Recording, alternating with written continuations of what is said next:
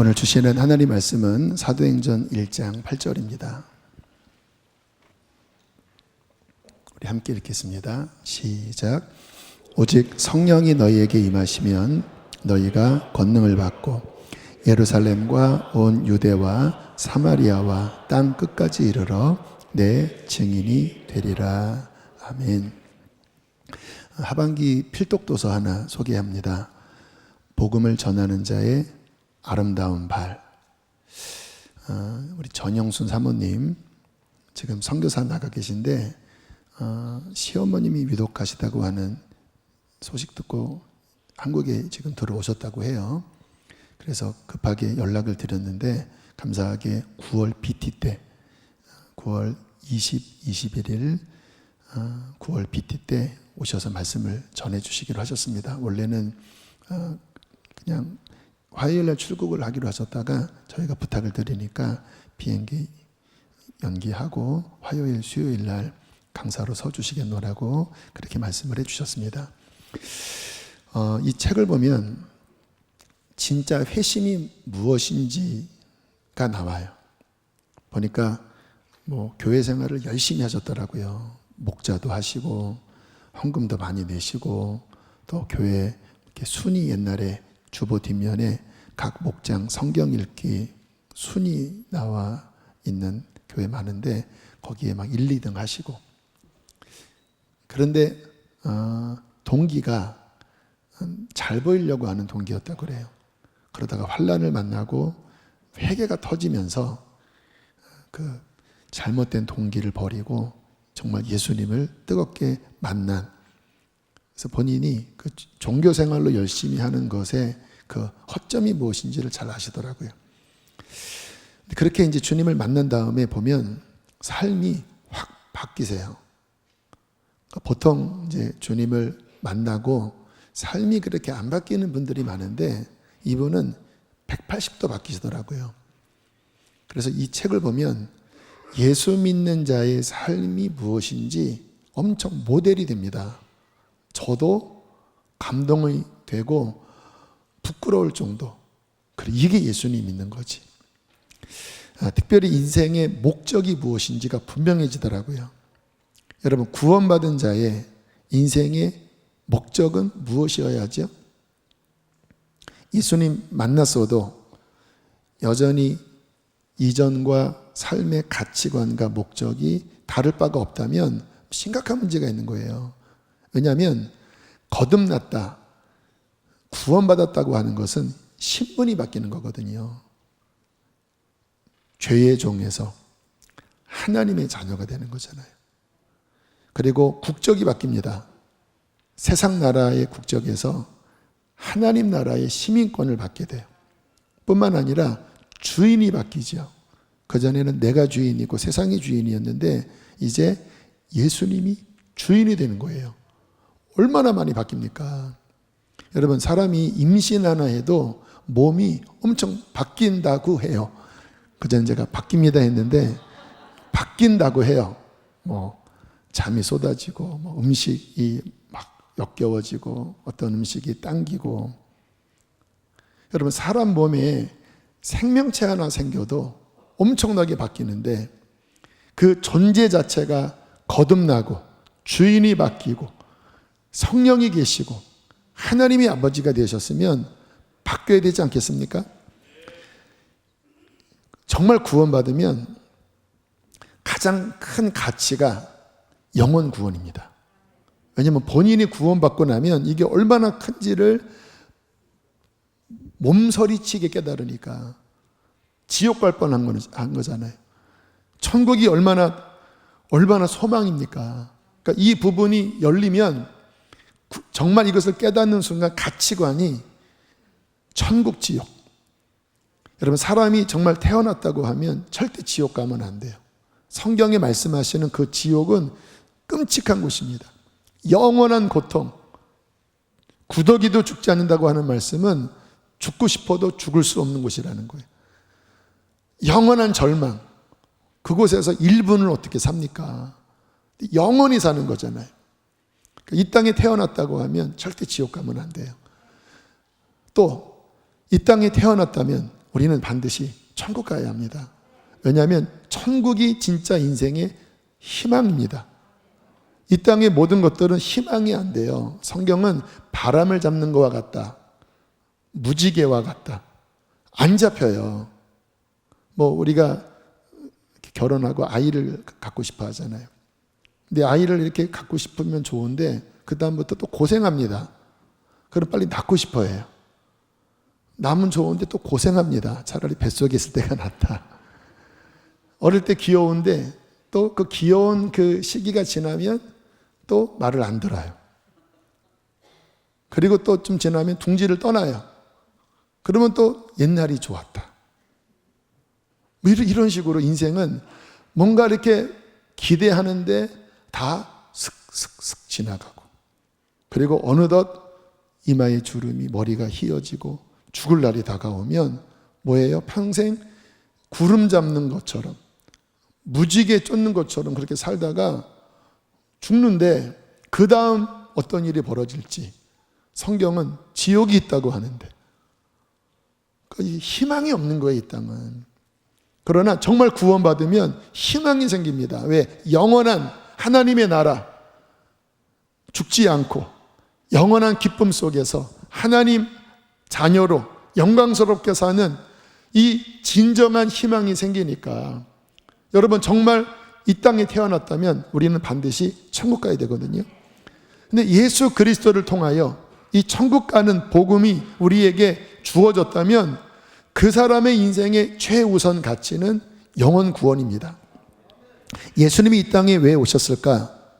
어떤 분들은 좀 주님을 이렇게 교양, 또 성인, 그분의 말씀은 그동안 인류 역사의 어떤 분의 말씀보다 박애주의적이고,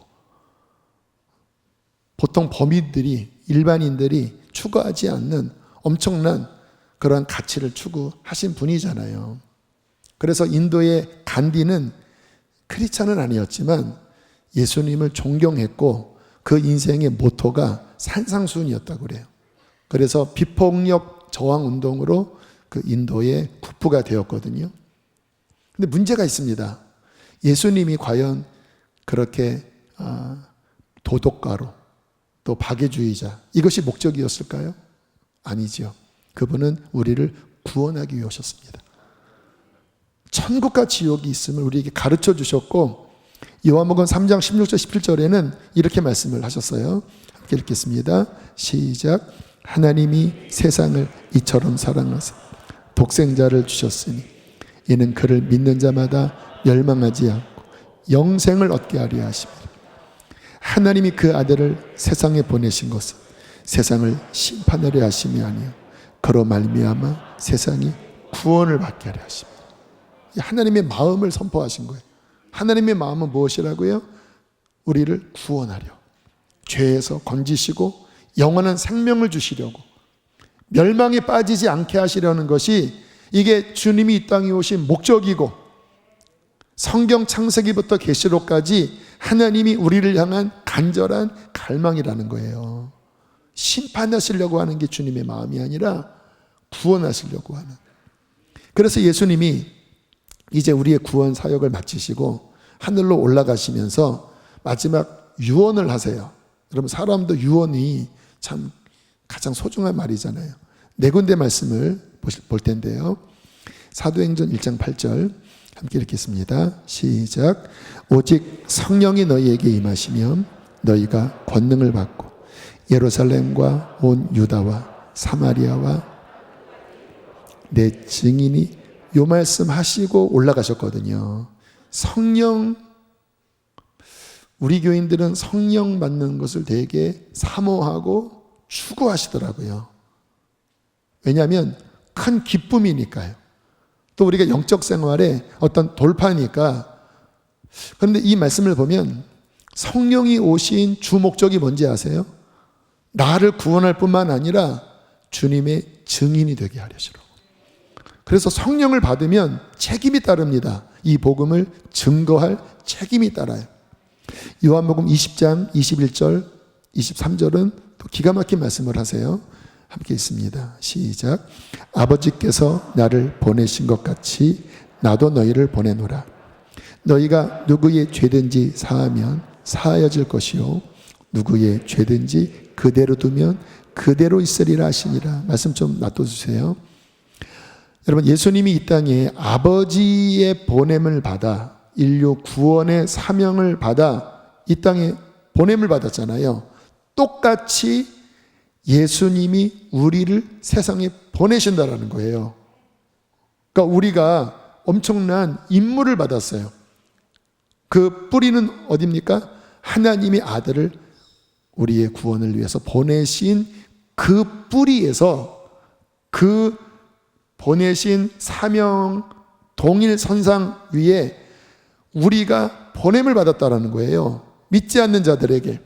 그러면서 23절에 보니까 기가 막힌 말씀이에요. 너희가 누구의 죄든지 사하면 사해줄 것이요.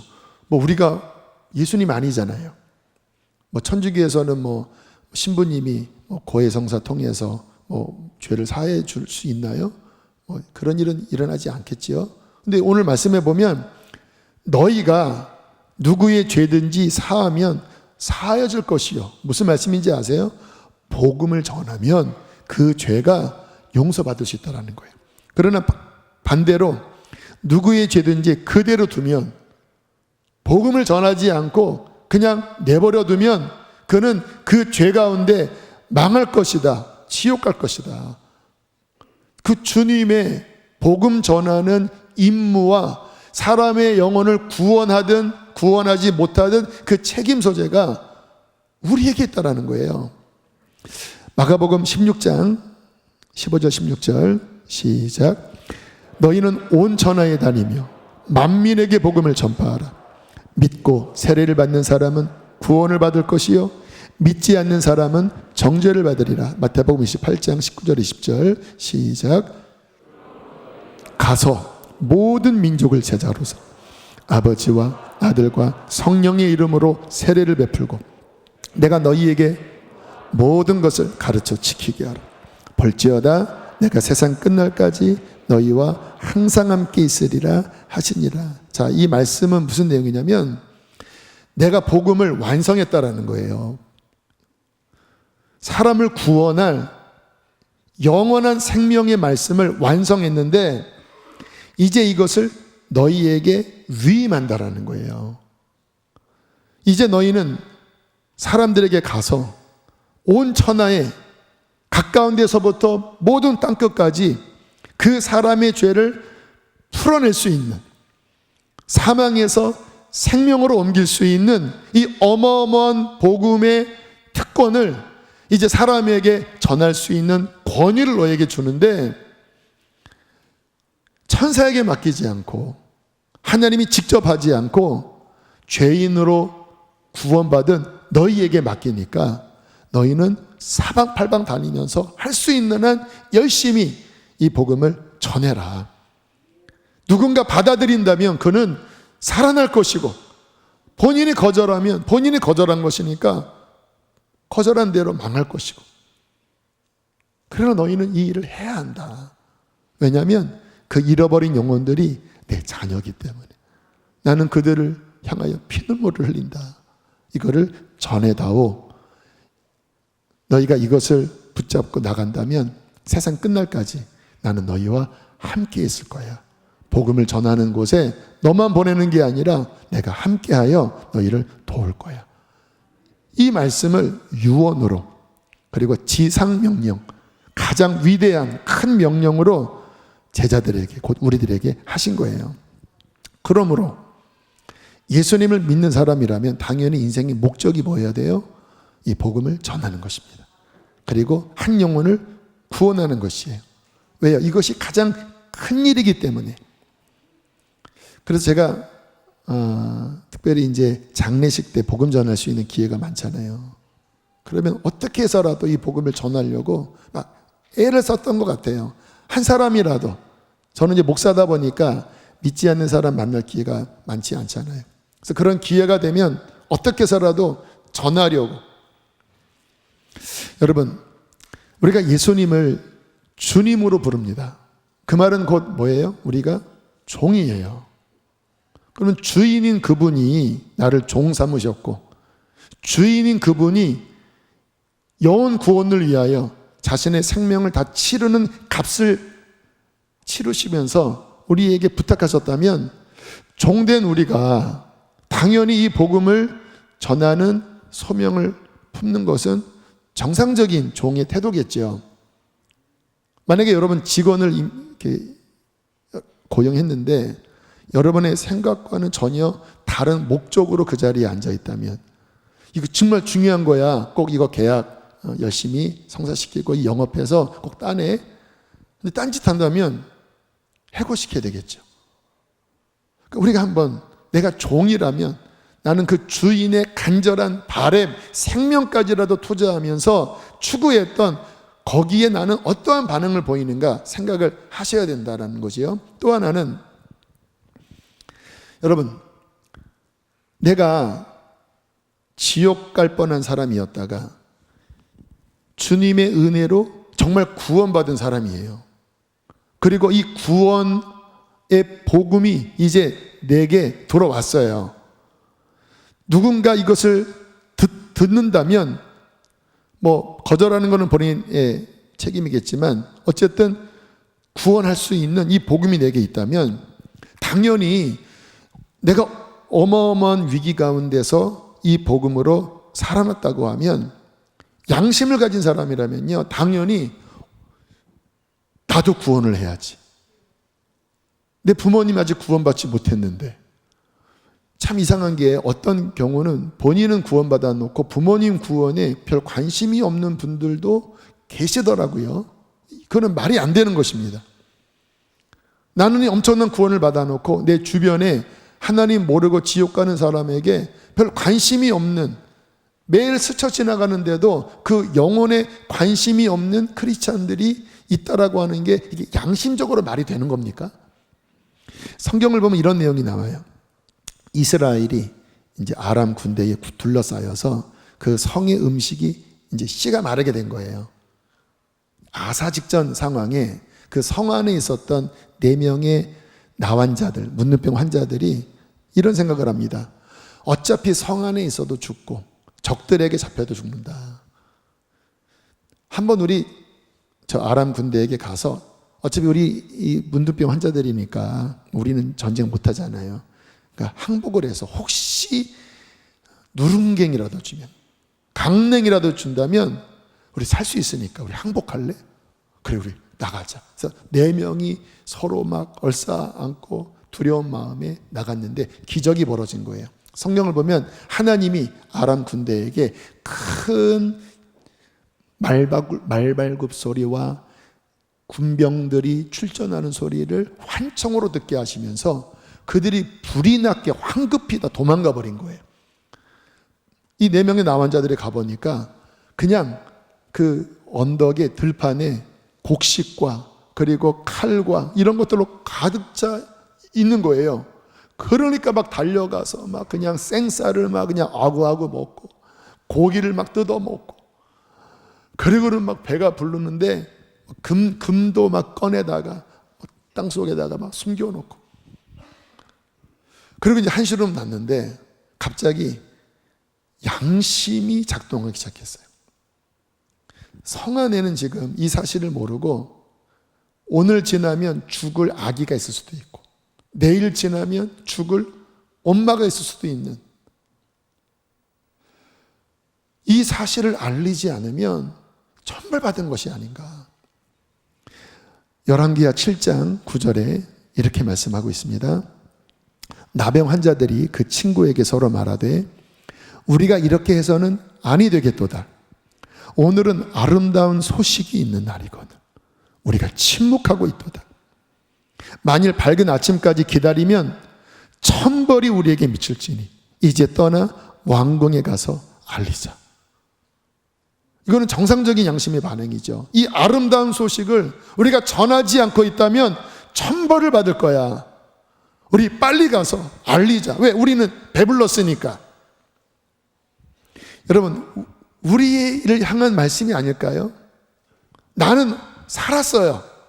엄청나게 지금 먹었습니다. 매 주일마다 먹고 있고 이제는 막 배가 터져서 이제 듣기도 조금 물릴 정도입니다.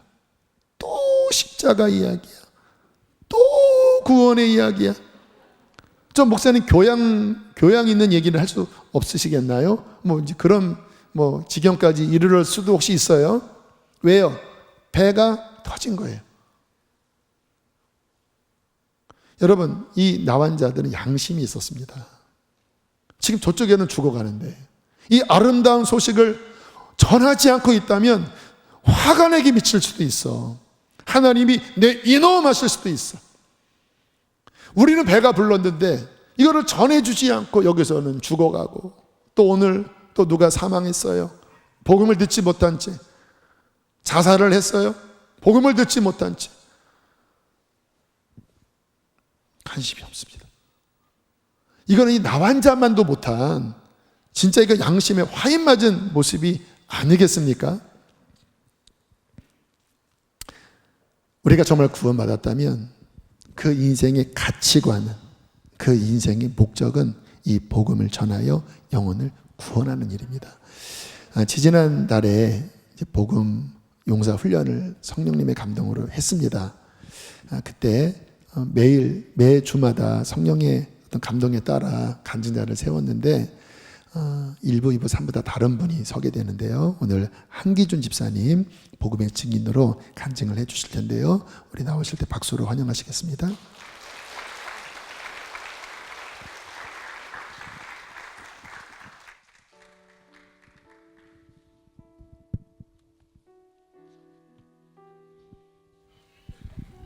저는 상반기 제자훈련 과정을 통해서 제 신앙과 믿음을 다시 한번 점검하는 시간이 되었고, 그 가운데에서 과거의 삶이 하나님과는 전혀 상관없는 삶이었다는 것을 깨닫게 되었습니다.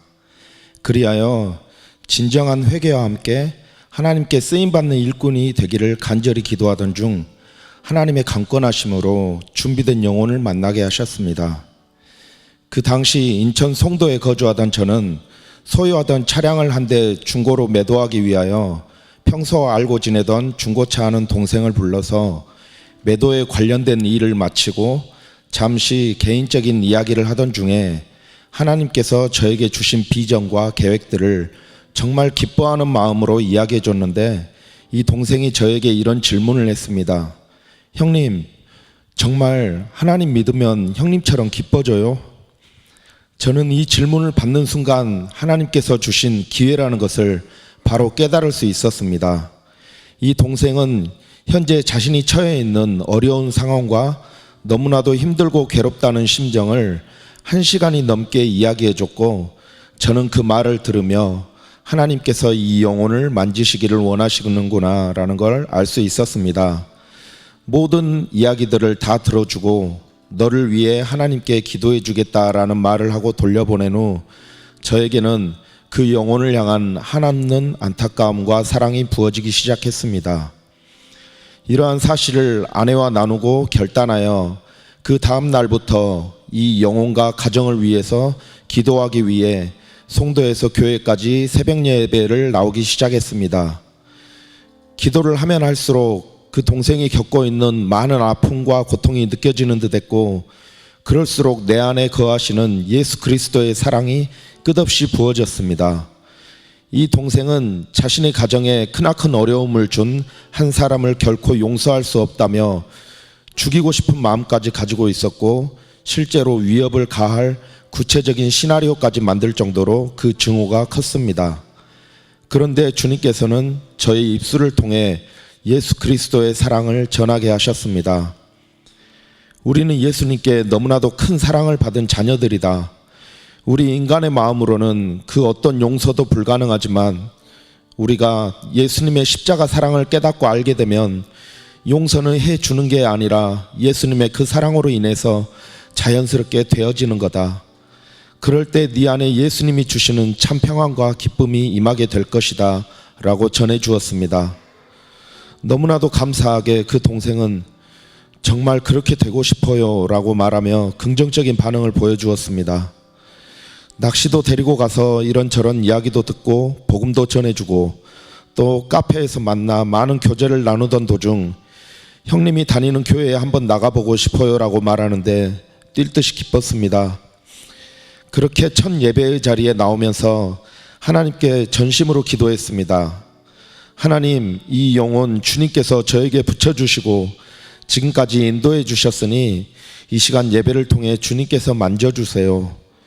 교회에 도착한 저는 갑자기 걱정이 되기 시작했습니다. 당연히 담임 목사님의 부드러운 목소리로 이 동생의 영혼을 만져주실 거라 기대했는데 그날 설교자가 김경민 목사님인 것을 보게 된 것입니다. 평소 파워풀하고 목소리 톤도 높으신 김경민 목사님보다는 담임 목사님께서 설교해 주시는 게 좋을 것 같았던 제 개인적인 생각에 고민이 되어졌는데 이는 저의 쓸데없는 고민에 불과했던 걸 예배가 끝나고 느낄 수 있었습니다. 에스겔서에 나오는 마른 뼈가 살아나는 말씀을 선포하신 목사님의 설교를 듣고 자신이 그동안 마른 뼈였다고 고백하는 동생을 보며 하나님께 정말 감사드렸습니다. 다윗불을 섬기시는 목사님께서 아이들을 비유로 이런저런 말씀을 해주셨는데 자신이 마치 아이들과 같은 믿음이기에 이해하기 너무 좋았다면서 하나님께서 일부러 자신에게 맞춰서 말씀해 주신 듯하다고 이야기했습니다. 모든 것을 하나님께서 미리 준비하셨고 가장 적합한 방법으로 인도해 주셨다는 것을 깨달을 수 있었습니다. 그렇게 첫 예배를 은혜 가운데 잘 드린 동생은 조금씩 마음의 변화도 생기고 삶에도 작지만 하나님께서 주시는 기쁨과 평안이 임하고 있다고 고백했습니다.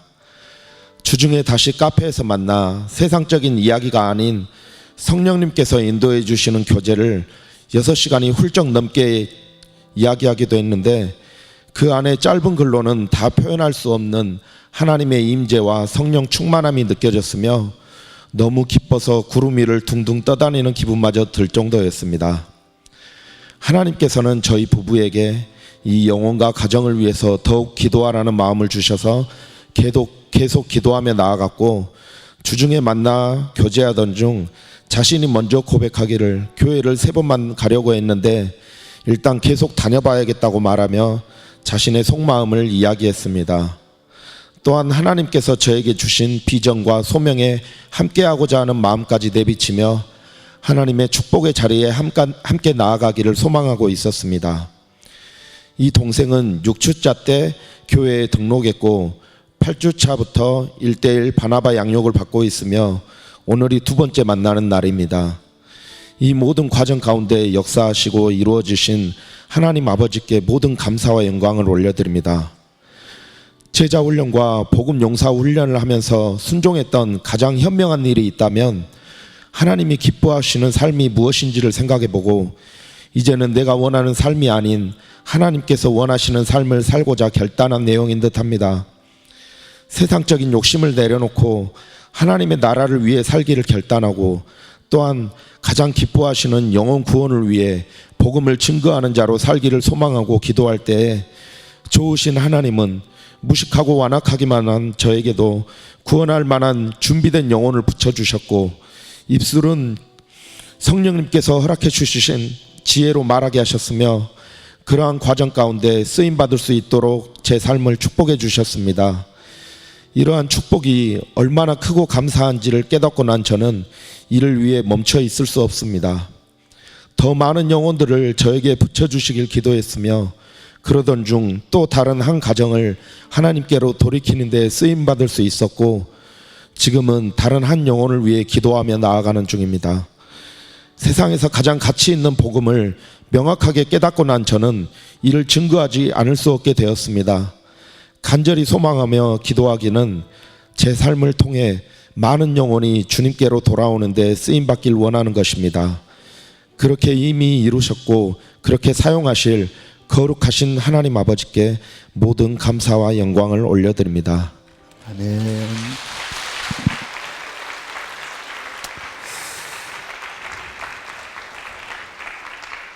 네, 우리가 간증을 가만히 들어보면 주인이 바뀐 거거든요. 그전에는 뭐 일주일에 한 번 교회 나가도 문제 없는 게 아닌가? 각성이 온 겁니다. 제자훈련 하면서. 그리고 주인이 바뀌면서 성령이 임하시니까 아까 말씀드린 가치관이 바뀐 거예요.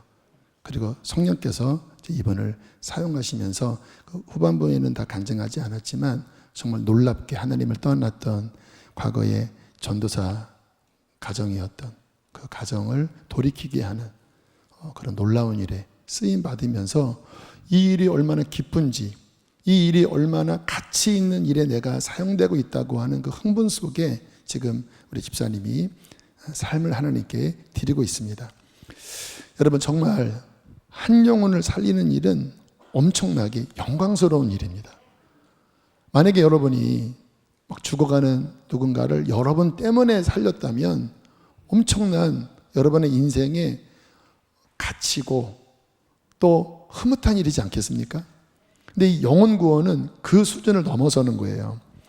에베소서 2장 1절에는 믿지 않는 상태의 영을 이렇게 표현을 합니다. 함께 읽겠습니다. 시작.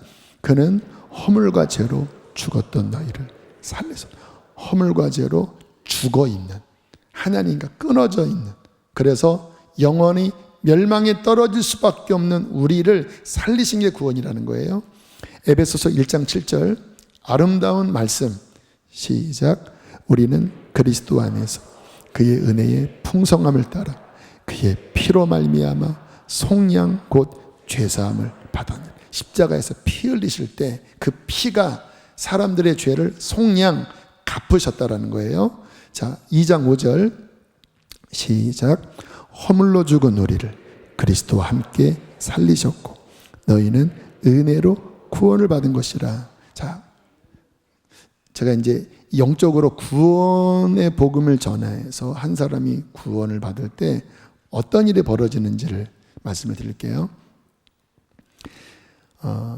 죄와 허물로 그 영은 하나님과 끊어져 있기 때문에 그 깊은 중심은 사망 상태입니다. 죄가 그를 죽인 거예요. 누군가가 복음을 전해요. 십자가의 복음, 그 피의 복음, 죄사함의 복음. 그 마음이 가난했기 때문에 이 복음을 받아들였어요. 어떤 일이 벌어집니까?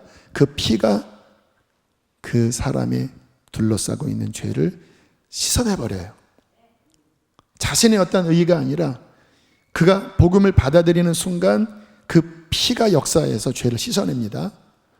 그렇게 끝나냐? 그렇지 않다라는 거예요.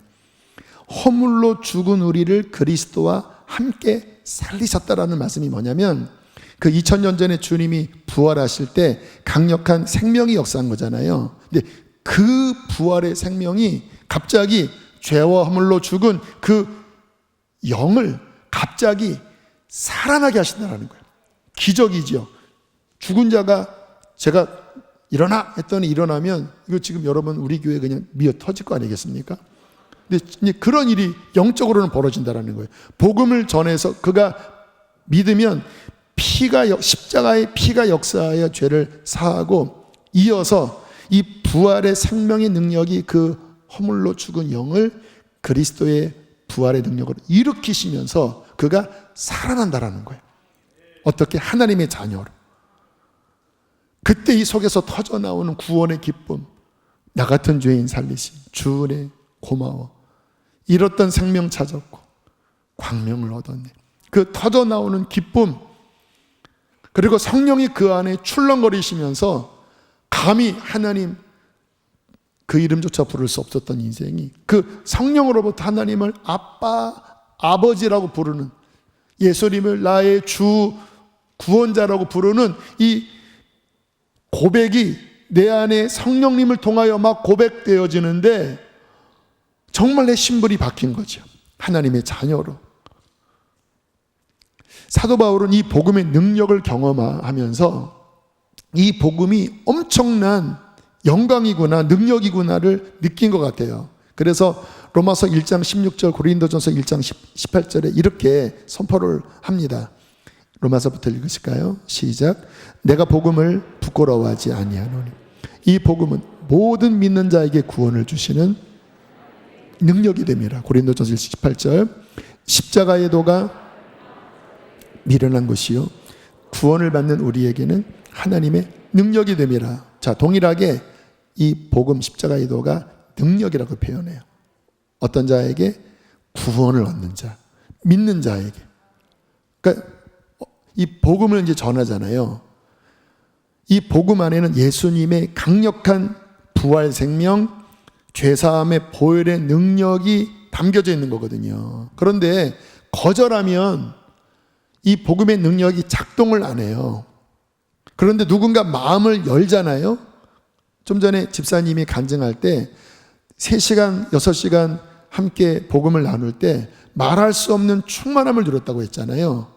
그게 사람의 어떠한 좋은 말이 흐른 게 아니라 이 복음을 선포할 때 그 예수님의 죄사함의 보혈의 능력과 그 영혼을 살리는 부활의 생명의 능력이 그 복음을 선포하는 자를 관통하여 그에게 흐르면서 이 죽은 영혼을 살리는 거예요. 그냥 살리는 게 아니라 영원히 살리는 거예요. 신분을 바뀌어버리는 거예요. 그러니까 이 일에 쓰임을 받을 때 이 영은 알잖아. 이게 얼마나 가치 있는 일이라고 하는 거를. 나 같은 자가 지옥 저 아랫목에 갈 자가 죄사함 받은 것만 해도 감사한데 어떻게 나 같은 자가 이 엄청난 복음을 전할 주님의 부탁을 받고 지금 이 복음을 전하고 있는데 그 어마어마한 하나님의 능력이 입술을 열어서 선포할 때 이 안에서 능력으로 관통하여 지나가면서 이 앞에 한 영혼을 살리는 이 어마어마한 것을 현장에서 경험하면서 어떻게 나 같은 자가 이 일에 쓰임 받을 수 있나? 이거는 엄청난 가치구나. 이제 나의 남은 삶, 이 복음을 전하여 한 영혼이라도 살리는 일에 나의 삶을 드려야 되겠다. 나의 가진 것을 드려야 되겠다. 이게 정상적인 이 복음의 가치를 알고 영혼을 구원하는 데에 그 하나님의 능력을 경험하는 사람들의 정상적인 반응이라는 거예요. 베드로전서 1장 12절은 이렇게 말씀을 하십니다. 시작. 이것은 천사들도 살펴보기를 원하는 것이니라. 어떤 뜻이냐면 이 복음이 구약부터 쭉 계시되어 있다가 이제 신약에 들어와 이제 모든 사람에게 확 열렸는데 이게 얼마나 신비롭고 영광스러운지 이 천사들도 간절한 마음으로 이 복음을 알고 싶어 하고. 근데 안타까운 사실은 천사들은 알 수는 있지만 복음을 전하는 임무는 그애들에게 주어지지 않았어요. 돕기는 합니다. 근데 신비하게 그것을 전하는 책임과 특권이 흙으로 지음받은 죄에서 구원받은 저와 여러분 같은 인생에게 이 어마어마한 특권이 주어진 거예요. 그래서 이것을 전할 때 천사들이 부러워하는 거예요. 그리고 신비롭게 생각하는 거예요. 하나님은 참 자비도 하시지. 제가 어떻게 살았는지 다 아는데 개차반이었는데 근데 어떻게 용서받은 것만 해도 하나님의 은혜라고 진짜 놀라운 일인데 어떻게 이 어마어마한 그 하나님의 가장 소중한 일을 어떻게 저런 사람에게 맡겼을까? 그가 전하면 하나님이 어마어마한 능력이 그에게 관통하여 흘러들어가서 막 사람을 살리는 모습 보면서 천사들이 흠모한다라는 거예요. 그리고 그 일을 돕는다라는 거예요. 이 어마어마한 특권, 어마어마한 영광, 이 한 영혼을 구원하는 이 사명을 받은 이것이 정말 이 사명을 아는 자는 인생을 드릴 수밖에 없는 것이죠. 그래서 사도 바울은 주님을 만나고 이 사명을 받으면서 평생 이 길을 걸어갔을 때 이런 고백을 합니다. 사도행전 20장 24절 시작. 내가 달려갈 길과 주 예수께 받은 사명 곧 하나님의 은혜의 복음을 증언하는 일을 마치려 하면은 나의 생명을 조금 더 귀한 것으로 여기지 아니하노라. 왜냐하면 이때가 이제 예루살렘에 들어가기 직전인데 가면 환란이 기다리고 있다고 성령께서 계시하셨거든요. 그 사람들이 말렸습니다. 바울 선생님 이번에는 가지 마세요. 만만치가 않을 것 같습니다. 저들이 죽이려고 합니다. 근데 바울이 그때 고백한 거예요. 내가 달려갈 길이 있다. 나를 구원하신 그분께로부터 위임받은 사명이 있는데 그것은 이 은혜의 복음, 나를 살린 이 떡을 그들이 아무리 완악하게 거절할지라도 한 사람이라도 구원받을 수 있다면 나는 이거를 전할 책임이 있는데, 내가 이것 때문에 예루살렘에 들어가서 혹시 죽게 되어도 난 상관없어. 왜냐하면 이게 나의 사명이고 나의 특권이고 이것이 나의 양심이기 때문에. 그리고 예루살렘에 들어가서 결국 감옥에 갇히고 몇 년간 옥고를 치른 다음에 로마로 가잖아요. 여러분, 오늘 이 말씀을 제가 나누고 있는데요, 이와 같은 말씀은 왜 복음을 전하지 않느냐고 윽박하는 말씀은 전혀 아닙니다. 여러분, 신앙생활을 해보면 아는 게 뭐냐면, 하나님께서 우리에게 말씀하신 대로 신앙생활을 하면 그 신앙이 활력이 있어집니다.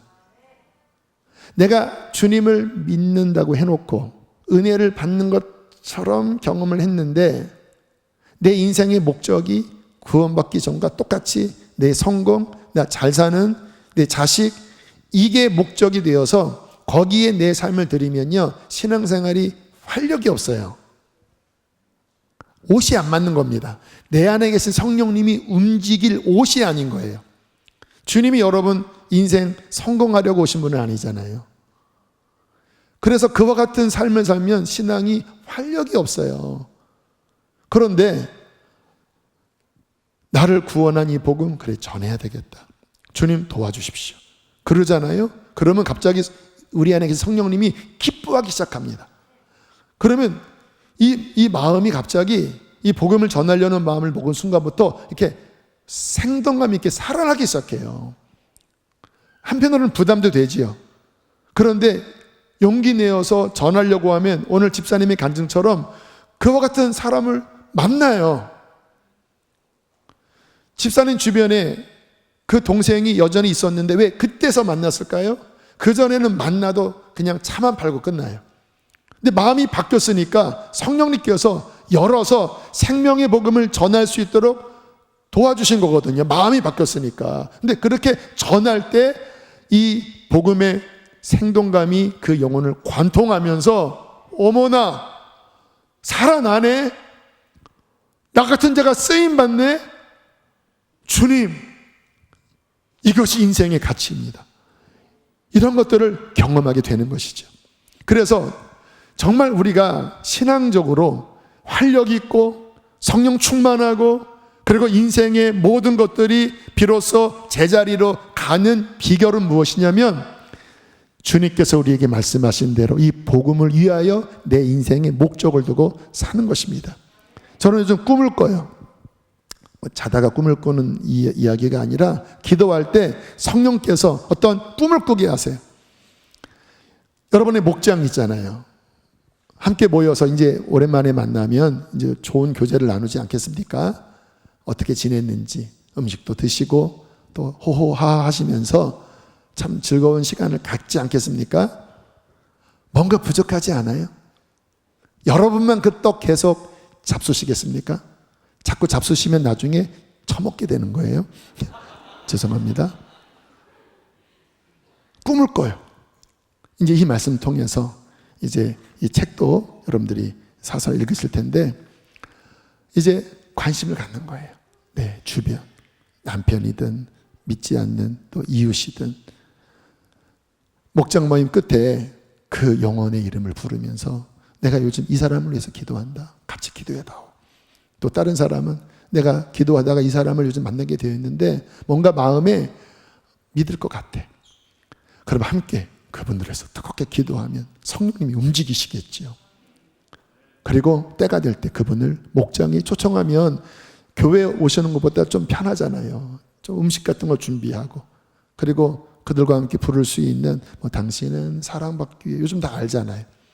그리고 그분들과 함께 음식도 나누고 또 여러분에게 주신 그 생명의 떡을 여러분의 그 경험 속에서 증인으로 나눌 때 그 한 사람이, 목말랐던 한 사람이, 죽고 싶었던 한 사람이 그 떡을 먹고 갑자기 생명을 얻어서 살아나는 그 일들이 일어나는 꿈을 꿉니다. 또 꿈을 꿔요. 저희 교회 화요전도대 그동안 한 20, 30명의 전도에 관심 있는 분들이 모여서 전도대 섬기셨는데 주님이 그러면 안 된다. 이거는 한 부서의 일이 아니라 교회 전체의 핵심 일이다. 그래서 목사님, 전도사님들에게 교구별 전도대를 구성하라고 했고 지금 나름대로 이제 움직이고 있는데 각 목장에서 반응을 보이시길 바랍니다. 자, 꿈을 꿉니다. 어떤 꿈이냐면 이제 각 지역을 선정을 하고 있거든요. 유모차를 끌고, 저희 젊은 엄마들 많잖아요. 유모차를 끌고 전도지를 들고 사람들 만나면서 예수님 믿으세요, 예수님 믿으세요. 뭐 요즘 그런 거 그냥 버립니다. 대부분은 싫어합니다. 그러나 다니다 보면 목마른 한 영혼이 기다리고 있어요. 그거를 보면서 그날따라 눈에 들어오는 거예요. 하나님이 당신을 사랑하십니다. 죽고 싶었는데, 희망이 없었는데 왠지 그날따라 그 말씀이 생명의 양식이 되어 그 영혼에 스며들어가는 거예요. 피켓 전도라는 게 있습니다. 길거리에서 큰 피켓에 하나님은 당신을 사랑하십니다 들고 그냥 서 있는 거예요. 눈에 띄잖아요. 사람들이 길거리에서 하나님은 당신을 사랑하십니다 들고 10분, 머리가 하얀 권사님이 또 꼬마 아이가 어느 한 거리에서 들고 그냥 서 있는 거예요. 기도하면서. 주님이 움직이시면 누군가 그 한 문장을 통해서라도 이 복음이 그의 마음을 두드리실 것입니다. 그리고 찬양. 지난번 금요일에 그 이주열 선교사님이 굉장히 영감 있는 어떤 이야기를 하시더라고요. 그 교회 전도팀이 The Blessing, 주 내게 복 주며 주 너를 지키사 너를 지키, 이 찬양을 화음 잘 만들어서 길거리에 나가서 전도하며 찬양을 불렀대요. 근데 그때 성령께서 저 길거리 찬양, 버스킹 같은 이 찬양이 앞으로 이 시대적인 이 전도의 중요한 어떤 모델이 될 것이다. 잠깐 지나가는 말씀이었는데 제 마음을 딱 움직였는데 기도하면서 꿈을 꾸는 거예요. 저희 교회 찬양 참 잘해요. 팀들이 복음적인 찬양, 축복의 찬양을 준비해서 길거리에 나가서 그렇게 함께 아름다운 찬양을 부를 때 누군가 그 찬양 소리에 그 마음에 감동을 받고 또 중간중간 하나님께로 돌아오십시오. 하나님은 당신을 기다리십니다. 수고하고 무거운 짐진 자들아 다 내게로 오라 쉬게 하리라 하셨습니다. 그렇게 선포할 때 죽고 싶었던 짐에 짓눌렸던 한 영혼이 그 찬양 소리와 그 복음을 듣고 그 마음이 하나님께로 향하는 그런 일들이 일어나는 꿈을 꿉니다. 저희 교회 전도 담당 성가 담당 목사님이 얼마 전에 저에게 그런 이야기 하시더라고요. 목사님, 조그만 차 한 대 사서 그 차에 음식, 또 커피 같은 것들을 준비해서 많은 곳에 다니면서 커피 전도하고 싶다고, 부침개 전도하고 싶다고. 차를 사는 게 아무래도 조금 이제 절차가 있으니까 좋은 아이디어 같더라고요. 그렇게 인천이든 저 서울역이든 저 지방이든 그렇게 차에 하나님은 당신을 사랑하십니다. 그렇게 많은 복음의 증인들이 곳곳에 나가서 주님의 사랑을 나눈 꿈을 꿔요. 자, 그렇게 살다가 여러분의 인생이 다하고 아까 드린 찬양처럼 나의 힘 다하고 이제 천국에 간 거예요. 그때 이런 일이 벌어지는 겁니다. 누군가 와서 집사님, 누구님, 당신 때문에 나 이 천국에 왔어요. 처음 보는 사람이에요. 누구세요? 그때 그 거리에서 전도지 줬잖아요. 실은 제가 그때 죽으려고 했거든요. 그때 당신이 전해준 그 전도지를 받고 제가 하나님을 만났어요. 물론 다른 사람들의 도움도 있었지만 당신이 전했던 그것이 저를 이곳에 오게 한 중요한 통로였어요. 고마워요. 어머나, 뭐라고 고백하실까요? 주님이 하신 거예요. 주님이. 아까 부드러운 제 목소리가 아니라 짜랑짜랑한 우리 교육 목사님, 주님이 하시는 거잖아요. 사람이 아니라. 또 누군가 와서 고마워요. 당신의 설교를 통해서 제가 그때 큰 위로를 받았어요. 언제요? 그때 피켓 들고 서 있었잖아요. 그거 보고 제가 하나님을 떠나 있다가 그 글귀를 읽고 제 잃었던 신앙이 회복되는 계기가 되었습니다. 여러분, 주님 나라 갔을 때 그와 같은 열매가 우리의 삶에 있어야지 않겠습니까? 어떻게 이 열매를 맺지요? 주님 믿은 자로서 삶의 목적을 여기에 둔다면 내가 가진 재능이 작더라도, 내가 가진 물질이 작더라도 그의 나라와 그의 의를 위해서 사용하려고 움직이면 주님은 그 어린아이의 작은 떡과 물고기를 통하여 5,000명을 먹이시는 거예요. 할렐루야. 그렇게 함께 구원받은 사람들이 천국에 다 모여서 마지막 날에 이와 같은 일이 있을 것이라고 하나님은 요한계시록 7장에 말씀하셨습니다. 9절 10절 제가 읽겠습니다. 이 일 후에 내가 보니 각 나라와 족속과 백성과 방언에서 아무도 능히 셀 수 없는 큰 무리가 나와 흰옷을 입고 손에 종려가지를 들고 보호자 앞과 어린 양 앞에 서서 큰 소리로 외쳐 이르되 구원하심이 보호자에 앉으신 우리 하나님과 어린 양께 있도다. 12절 천사들이, 하늘의 장로들이 이렇게 외칩니다. 아멘. 찬송과 영광과 지혜와 감사와 존귀와 권능과 힘이 우리 하나님께 세세토록 있을지어다. 아멘 하더라. 이 구원받은 사람, 어떻게 구원받았어요? 복음을 최우선으로 살았던 우리 같은 한 사람의 헌신을 통하여 구원의 능력이 온 세상에 퍼져 이 마지막 날에 보호자 앞에 각 민족과 족속과 백성과 방언과 모든 사람들, 구원받은 사람들이 함께 주님 앞에 선다라는 것입니다. 이 어마어마한 일에 초대받고 이 어마어마한 일에 미션을 받은 자들이 바로 우리들입니다. 우리의 평생 이것을 잘 감당하다가 주님 앞에 영광 돌리는 저와 여러분 되시기를 축복합니다. 우리 함께 이 시간 찬양하시겠습니다.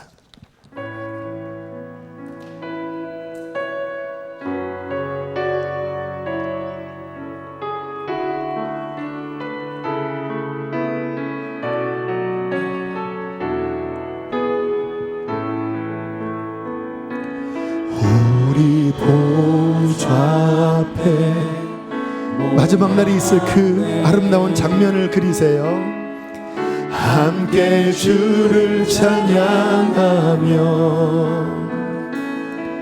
하나님의 사랑 그 아들 주셨네. 그의 피로 우리 구원받았네. 십자가에서 쏟으신 그 사랑 강같이 여러분을 통하여 온 땅에 흘러가는 거예요. 각 나라와 족속 백성 방언에서 손에 종려가지를 들고 보좌 앞에 이렇게 외칠 것입니다. 구원하심이 보좌에 앉으신 우리 하나님과 어린 양께 있도다. 구원하심이 보좌에 앉으신 우리 하나님과 어린 양께. 우리 마지막 한 번 더 고백합니다.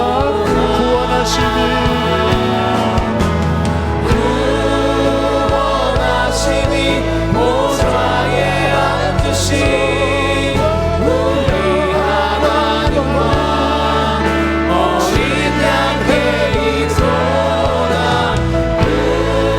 구원하심이 보좌에 앉으신 우리 하나님과 어린 양께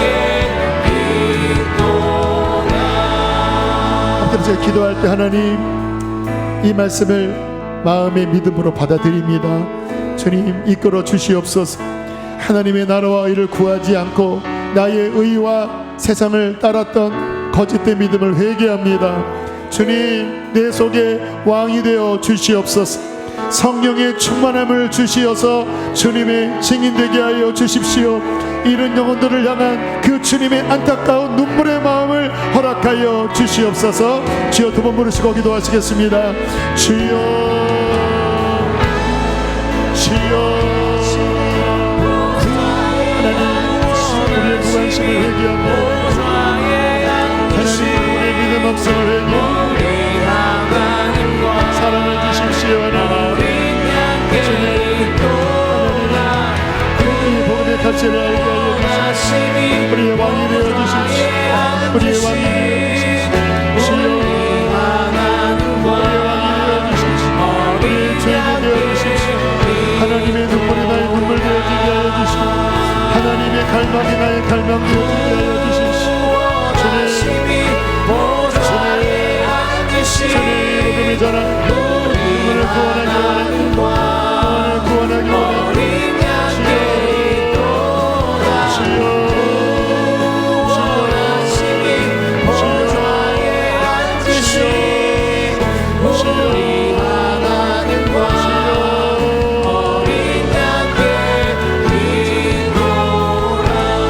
하나님 아버지, 우리 안에 잠들었던 영을 깨워주십시오. 하나님, 다시 복음의 증인으로 일어서기를 원합니다. 예수 그리스도를 온전한 주인으로 모시지 않았던,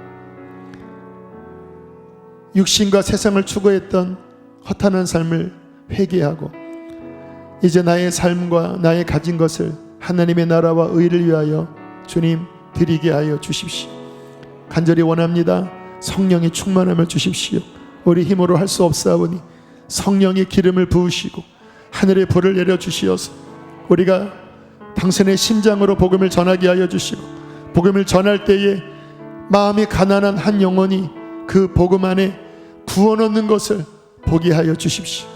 함께 손에 손을 잡고 주님 나라의 보좌 앞에서 오늘 드렸던 이 찬양을 함께 드릴 수 있도록 하나님 힘을 더하여 주시옵소서.